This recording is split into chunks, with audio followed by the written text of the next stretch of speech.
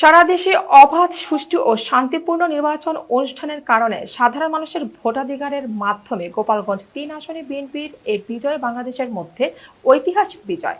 প্রতিনিধি সুদন্য ঘরামি জানান, কেননা এই আসন সাবেক প্রধানমন্ত্রী শেখ হাসিনার ঘাঁটি তারেক রহমানের হাতকে শক্তিশালী করতে এসএম জিলানির অক্লান্ত পরিশ্রমের ফলে সকল নেতাকর্মী ও সমর্থকদের সহযোগিতায় কোটালীপাড়া সনাতন ধর্মাবলম্বীদের জন্য সম্ভব হয়েছে। সিএনএন বাংলা টিভিকে দেওয়া একান্ত সাক্ষাৎকারে কোটালীপাড়া পৌরসভার বিএনপির সাধারণ সম্পাদক ওয়ালির রহমান হাওলাদার এসব কথা বলেন। আপনারা দেখছেন এসএম জিলানী এর আসনের প্রায় প্রতিটি পরিবারের কাছে গিয়ে তাদের পাশে থাকার সুযোগ চেয়েছেন জনগণ, তার আবেদন পূরণ করেছেন। এখন আমরা আমাদের সর্বোচ্চ দিয়ে কথা রাখার জন্য যথাসম্ভব চেষ্টা করব। সারা বাংলাদেশে 12 তারিখ ত্রয়োদশ জাতীয় সংসদ নির্বাচনের শেষ হয়েছে একটি উৎসবমুখর পরিবেশে। বিশেষ করে কোটালীপাড়া টঙ্গীপাড়ার আসনও তার ব্যতিক্রম ছিল না। কোটালীপাড়া টঙ্গীপাড়ার মানুষ একটি উৎসবমুখর পরিবেশে ভোট দিয়েছে। ভোট নিয়ে বিভিন্ন সংখ্যা ছিল, আশঙ্কা ছিল।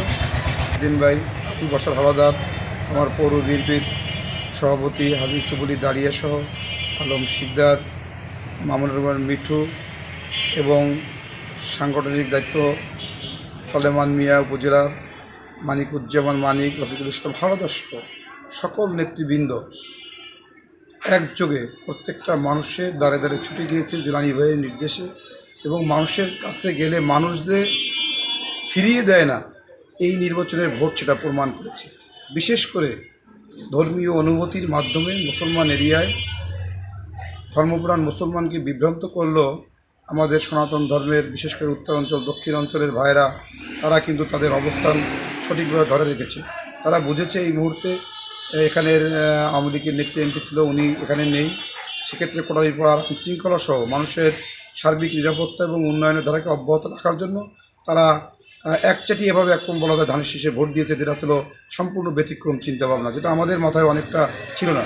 এই জন্য আমরা বিশেষ করে সনাতন ধর্মসহ কোটালীপাড়াবাসীর কাছে কৃতজ্ঞতা স্বীকার করছি এবং ভাইয়ের কথা এবং আমাদের সমস্ত নেতৃবৃন্দের কথা, তারা ভাইকে ভোট দিয়ে নির্বাচিত করেছে। ইনশাল্লাহ আমরা এই 5 বছর তাদের পাশে থেকে আগলে রাখার চেষ্টা করব।